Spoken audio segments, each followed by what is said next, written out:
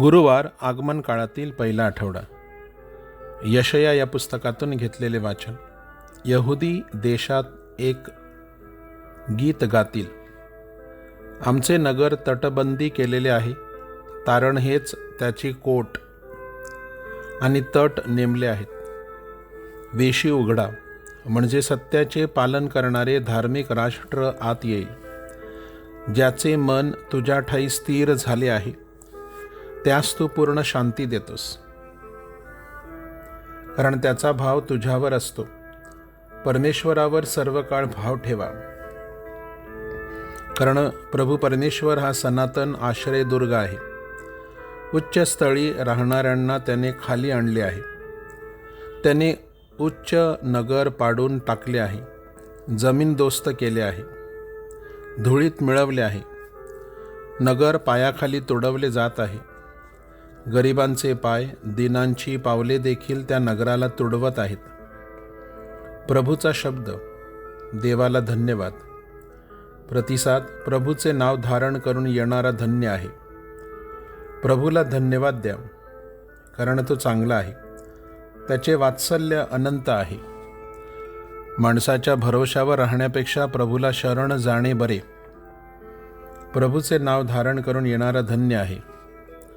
माझ्याकरिता नीतिमंदिराची दारे उघडा, मग आत जाऊन मी प्रभूला धन्यवाद देईन.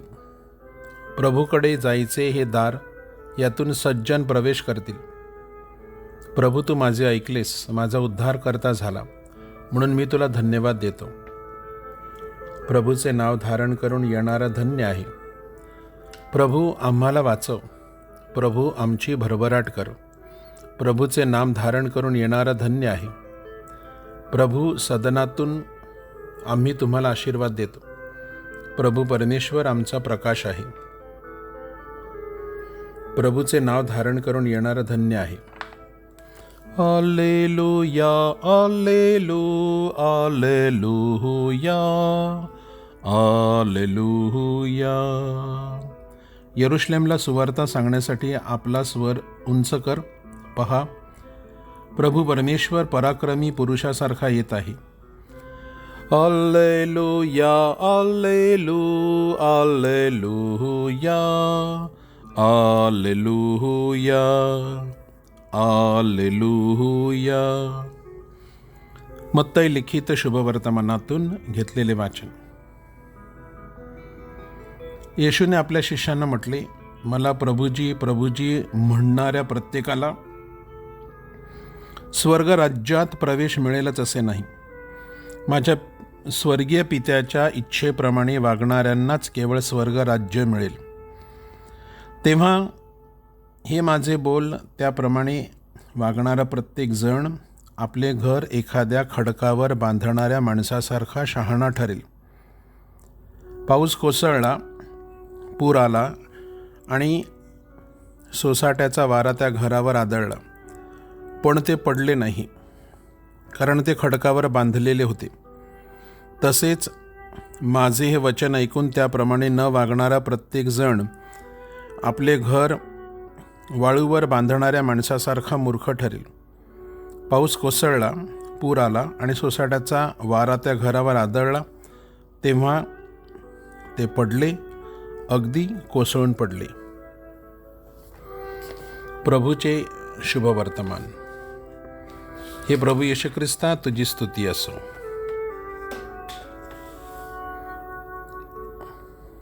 उत्पत्तीच्या पुस्तकात नमूद केले आहे,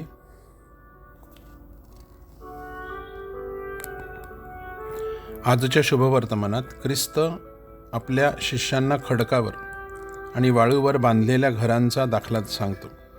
या दाखल्याद्वारे ख्रिस्त आपणास जाणीव करून देतो की आपले हृदय हा आपल्या शरीराचा गाभा आहे. या गाभ्यामध्ये जर आपण ख्रिस्त, देवशब्द आणि प्रार्थना ह्यामध्ये दृढ असलो आणि त्यांना प्राधान्य दिले, तर जगातील कुठलीच शक्ती किंवा संकट आपला पराभव करू शकणार नाही. परंतु जर का आपण भौतिक शक्तीवर अवलंबून राहिलो, तर आपला विनाश नक्कीच आहे. आपल्या जीवनाचा पाया ख्रिस्त, देवशब्द आणि प्रार्थना ह्यांच्या खडकावर बांधला आहे की मानवी शक्तीच्या वाळूवर.